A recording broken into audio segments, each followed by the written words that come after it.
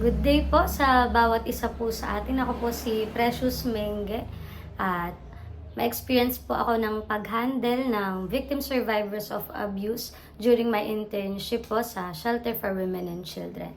So, napaka-importante po na sa mga ganitong cases, ma-handle po natin sila carefully. At kapag alam po natin yung mga na-develop nilang mga trauma responses or mga defense mechanism, mas madali po sa ating malaman kung ano yung approach na pwede nating gawin dun sa mga bata na categorized as victim survivors of abuse po. So, kapag po kasi nanggaling ang bata sa isang abuse, nagpo-follow siya under categories of too extreme. At kung example po natin, for example po sa during camping po natin, yung sa oras ng paliligo po natin. Yung isa, pwede po natin siyang makita as yung parang natutuwa siya or okay sa kanya na makita yung body figure niya, ganyan. At yung isa naman, super kinikip niya na hindi makita yung katawan niya. So, basta two extremes po yan. At yun pong trauma response po, nagpo-fall under two categories po siya. Yung hyperarousal at hypoarousal. So, maganda po na malaman natin kung ano yung naging trauma response nila para mas madali po natin silang ma-handle or malaman natin nga po yung mga approach na tama para sa kanila. So, yung una po is yung hyperarousal. Hyperarousal. So, meron po itong dalawa na to na tig-dalawa pa na components po. So, dito po sa hyperarousal, meron po tayong tinatawag na fight mode. So, yung fight mode po, ito po ay yung mode na yung abuse po ay nagiging aggressive or nagiging controlling sila to regain a sense of power. So, sila po yung mga nagiging, yung defense mechanism nila is naging magagalitin sila, mairitahin, naging defensive kahit sa mga minor conflicts po. So, sila po ay they tend to try to control yung environment na nandun sila or yung relationship. Kung meron man silang mga relationship, tinatry nilang i-control yung mga bagay sa paligid nila at naging ganun yung response po nila in order na hindi na nila maramdaman ulit yung sense na nagiging controlled sila ng isang tao na kumbaga po ay nagiging palaban sila. Kasi yung mga ganong pakiramdam po is naalala nila or nagbibigay sa kanila nung pakiramdam na nagpapaalala sa kanila nung pakiramdam na sila ay walang magawa doon sa sitwasyon at sila ay dapat lang sumunod. Kumbaga nararamdaman nila na controlled sila. Kaya ang ginagawa po nila, nagiging palaban sila, nagiging aggressive sila, or nag-gain sila ng sense of control para hindi na nila maramdaman na powerless sila. So, yung mga ganito pong uri ng trauma response, ay sila po yung mga kadalasan nagsistruggle sa pagsunod sa mga authorities, sa mga leader, ganyan. Kasi, sabi nga po kanina, yung pag-control or yung pag-rule sa kanila, parang nagpapaalala yun sa kanila na sila ay nagiging, that they are being controlled by someone or something. Kaya, ayaw na po nila ng pakiramdam na yun. So, meron pong mga tao na gano'n na minsan po, mahal natin bakit sobrang nitong bata na to, sobrang hirap pasunurin, ganyan. Pero, minsan po kasi, yun yung, meron silang ganung background. So, yun po yung sa fight mode, sa hyperarousal. Ito naman pong isa, yung flight mode, ay sila po yung mga tumatakas or iniiwasan yung mga trigger sa trauma nila. So, sila po yung madalas na nagde-develop ng high anxiety, panic attacks, at yung mga nagpapakabisi nagdi-distract ng mga sarili nila in order na hindi pumasok sa isip nila or hindi nila maalala yung abuse na naranasan po nila. So, sila po yung mga physically or emotionally run away sa mga relationship to avoid certain people at andun po na maging dun sa mga lugar na nagpapaalala sa kanila nung abuse. So, pangalawa po ay, una po yung hyperarousal, pangalawa is yung hypoarousal. Ito naman pong hypoarousal, sila po yung, ang response nila ay to shut down. So, ito po yung una po dito na mode sa hypoarousal is yung freeze mode po. Freeze mode is the person becomes numb, stuck, or detached. They may feel emotionally disconnected with their own body and emotions. So, sila po yung mga tao na usually magde-develop ng low energy, brain fog, at sila po yung mga nagsastruggle sa decision making. So, for example po, kapag na-overwhelm sila or nagkakaroon sila ng nagkakaroon sila ng dissociation na parang nakikita na nila yung sarili nila out of their body. At sila po yung madalas nagsastruggle sa chronic fatigue. So, pangalawa po dito sa mode na to is yung fun mode. Ito naman po yung mga tao na nagiging over-compliant na lang para makaiwas dun sa mas masakit or mas mahirap na pwede nilang maranasan kapag hindi sila sumunod. So, sila po yung fun mode, yung pumapayag na lang para hindi na makaramdam nga po nung mas worse pa na pwede nilang maranasan. So, kapag po na-recognize natin tong mga patterns na to, mas madali po sa atin yung mga steps for healing ng bata kasi mangyayari na po dyan ay trauma-informed care. So, usually po yung mga nakakaayos talaga sa mga ganitong instances or trauma responses ng mga bata ay yung therapy po talaga. Pero kasama din po dyan yung trauma-informed care, pati po yung pagkakaroon nila ng safe relationship. Dito po matututunan nilang ma-regulate yung mga emotion nila, maging yung nervous system nila, makapag-set ng healthy boundaries, and maging maramdaman nila yung safe sila sa sarili nilang katawan ulit. So, napakalaga po na malaman natin tong mga trauma responses na to. Ano po? Kasi yung trauma response po, ito po yung kung paano nag-work yung nervous system nila kahit na hindi na present yung threat. So, kapag may naaalala sila or something na related dun sa abuse, so, ganito po yung nagiging defense mechanism nila. So, ayun po yung mga trauma responses. Sa pamagitan po ng mga to, pwede rin po natin pwede po nating ma-assess kung ano ba yung tamang approach sa kanila. For example po yung sa fight mode na meron pala silang pakiramdam na ganun na ayaw nilang yung pakiramdam na nakokontrol sila or dun sa sitwasyon na wala silang magawa. Kapag po ganun, pwede po nating maging approach sa kanila ay yung hindi yung kapag magsasabi po tayo ng mga kailangan nilang gawin, kapag po fight mode yung response nila, pwedeng hindi po natin sila gamitan ng mga word na dapat ganito, ganyan, dapat hindi ka ganito, kundi malalaman po natin na dapat pala yung pagpapaliwanag sa kanila is maganda na i-take din natin yung side nila at maramdaman nila na consider natin yung sinasabi nila at na maramdaman nila na kung anong yung iniisip, nararamdaman or yung mahalaga sa kanila ay nagmamatter sa atin at na yun ay dapat ding i-consider. Na maramdaman nila na hindi natin sila kinokontrol kundi tinuturuan din. Kaya pag po ganun, pwede po tayong somehow konti-konti mag-negotiate dun sa tinuturo natin or tsaka dun sa gusto nila. Kumbaga, unti-unti mag-meet halfway hanggang sa ma-regulate na nila na okay lang pala na hindi sila aggressive, na okay lang pala na hindi sila maging laban sa authorities kasi may iparamdam po natin na talagang valid naman po or kino-consider talaga yung nararamdaman nila. So, ganun po yung mga trauma responses at i-assess lang po natin ano yung mga nagiging response nila para malaman po natin kung ano yung tamang approach sa kanila. Kasi napaka-sensitive din po ng pag-handle ng ganito at very fragile din po talaga yung mga victim survivors po natin, lalo na kapag yun ay sexually abused po.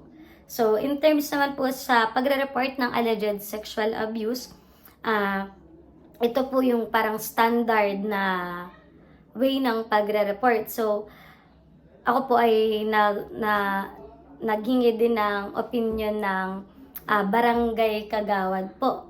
At siya po ay isang VAUDESC officer and BCPC officer po. So, yung pinaka-standard po ng reporting is, una po is sa barangay.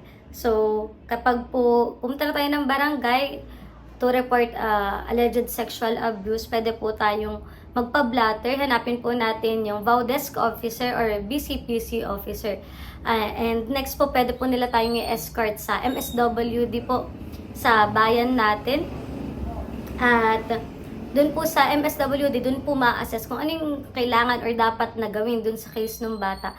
At napakaganda po kasi kapag nailapit natin yan sa MS, magkakaroon na po agad ng intervention yung bata. Kasi ang pinaka-goal po natin kung bakit tayo magre-report is matulungan yung bata.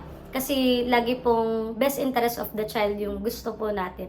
So kapag po magre-report tayo, hindi naman po yan agad kaso, kundi ang pinakang goal po natin is magkaroon ng intervention yung bata kasi marami pong pwedeng ma-develop na hindi maganda yung bata kapag hindi siya nagkaroon ng intervention, lalo na pag sexual abuse po. So after ng pagpunta po natin sa MS, pwede na po tayong mag-proceed nun sa police at hanapin yung Women's and Children's Desk po.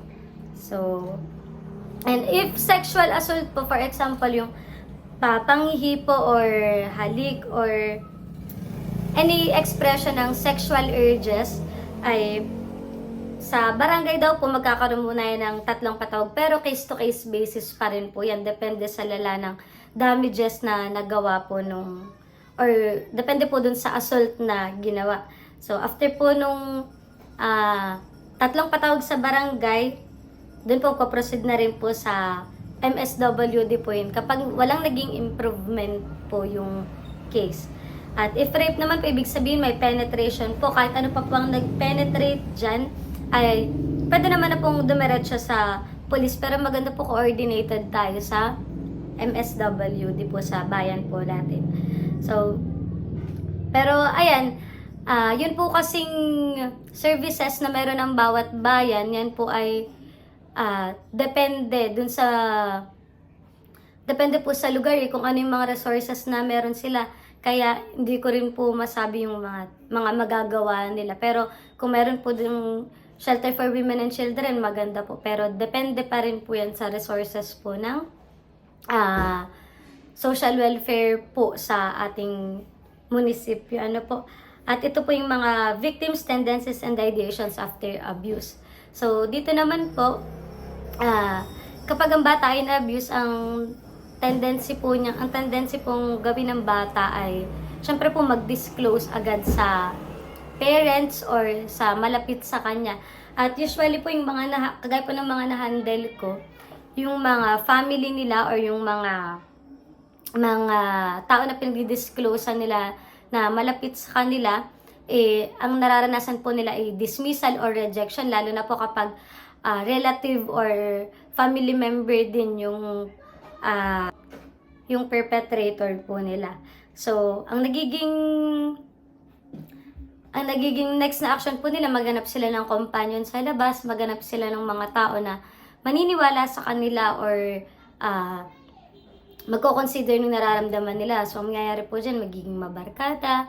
At dun po papasok yung irresponsible action for survival. So, magkakaroon po sila ng irresponsible action for survival kasi po yung ibang bata, dahil lalo na po especially yung mga sa loob ng bahay nila nangyayari yung abuse, ang nangyayari po, umaalis sila dun sa bahay nila para hindi na nila maranasan yung abuse at nandun na kapag po umalis sila, usually po kapag bata, hindi pa naman po nila alam yung kung paano pwedeng kumita sa tamang paraan, kundi dito po pumapasok yung kapag malis na sila sa bahay nila or kapag nagdesisyon na sila na para sa sarili nila, doon po pumapasok ang irresponsible action for survival at lalo na yung danger sa mga bata kapag wala rin po sila sa bahay nila. So pakiramdam po nila, wala silang malulugaran din po talaga. So, ayun, ang nangyayari po, nagiging child at risk sila. Sila din yung mga bata na yung child at risk po, sila po yung mga bata na may mga high tendencies na maging children in conflict with the law. At ayan, isa pa pong possible na nangyayari sa isang abused sexually abused ay minsan po nagiging sila, tomboy or nagiging part ng LGBTQ. Lalo na po, usually po marami po akong nalalaman na nagiging tomboy kasi ang take po nila dun is para hindi na nila maranasan ulit, edi maging lalaki na lang din ako. Kumbaga, naging ganun po yung mindset nila. Na para hindi na mangyari sa akin yung abuse, hindi na lang ako maging babae. So, isa pa po is nagkakaroon sila ng, nakapag-develop po sila ng suicidal tendencies. Ayan, usually po dahil ayaw na nga po nilang maranasan yung ganun, ginugusto na nilang kunin yung buhay nila kasi bukod po dun sa abuse na naranasan nila, nagkakaroon din po kasi ng trauma nga po at minsan natotorture yung isip nila sa pag-overthink, sa kapag nagre-resurface yung trauma nila. Kaya sa kagustuhan nilang ma-end na yung ganong cycle nila kasi kapag naman po trauma or kapag nagkaroon ka ng experience abuse, hindi mo siya parang maaayos mo ng ilang linggo, ilang buwan, kundi yung pag-heal po sa ganitong bagay ay napakatagal kung tutuusin. At kaya po, ang pinakang iniiwasan po natin ay yung mag-develop yung mga negative na naibigay sa kanila nun. At ayan, isa pa po is nagkakaroon nga po ng sexual accommodations. Kasi, alimbawa po kapag nagkaroon nga ng sexual abuse sa kanila, syempre po dun sa mga susunod na mga araw, panahon, galit sila dun sa abuser nila, galit sila na nangyari to sa kanila. Tapos, ang kalaunan po, ang nangyayari, hinahanap na rin ng katawan nila. Nagkakaroon sila ng sexual accommodation. Nagugustuhan na nila yung pakiramdam na yun, hinahanap-hanap na nila. So, nagiging delikado rin po talaga sila. So, ano po yung mga pwede nating maging approach kapag nagre-resurface yung trauma nila or kapag may nag-disclose po sa atin? Maganda po na makinig po tayo sa kanila at paniwalaan po natin yung POV ng bata. Maraming POV ang ganyang case, pero ang pinakamalaga po mapaniwalaan natin kung ano yung sinasabi nung mismong nag-disclose po sa atin. At isa po pong bagay, may empower po natin sila by explaining their rights na hindi dapat nangyayari yun sa kanila. At explain po natin na kumbaga yun ay mali at wala silang kasalanan tungkol dun sa bagay na yun. At kapag nag-resurface naman po yung trauma, example po na naginip or bigla na lang silang naging uncomfortable, ganyan, pwede po natin sila unang bigyan po natin ng tubig. Ayan, ma-hydrate po muna sila. At kapag po ganun, for example nga po yung nanaginip, kapag po nagising na sila or ayan, sila po ay aware na sa paligid nila, bigyan po natin sila ng proper ventilation. Huwag po natin agad i-address sa kanila ng bakit, anong napanaginipan mo, ganyan. Wag po nating i-address agad sa bata. Maganda po magkaroon po muna siya ng proper ventilation, maging kalmado siya hanggang sa maging okay na siya pag-usapan. Ano yung panaginipan niya? Ano yung nangyari sa kanya? At kung close enough naman po to para may kwento agad yung nangyari, sige po. Pero maganda po talaga magkaroon muna ng proper ventilation.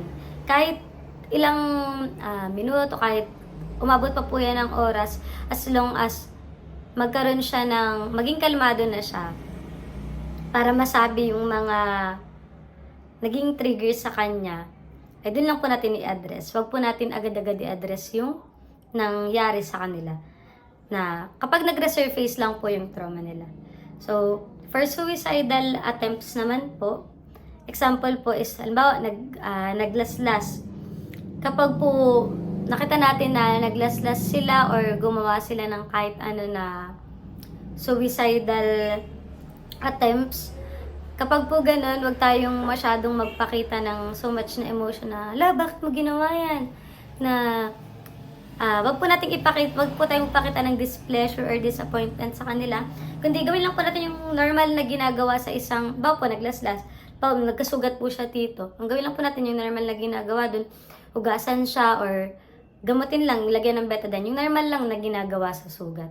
So, ganun lang po kapag nagkaroon po ng mga suicidal attempts. I-treat lang po natin ng normal kung ano yung ginagawa dun sa naging sugat nila.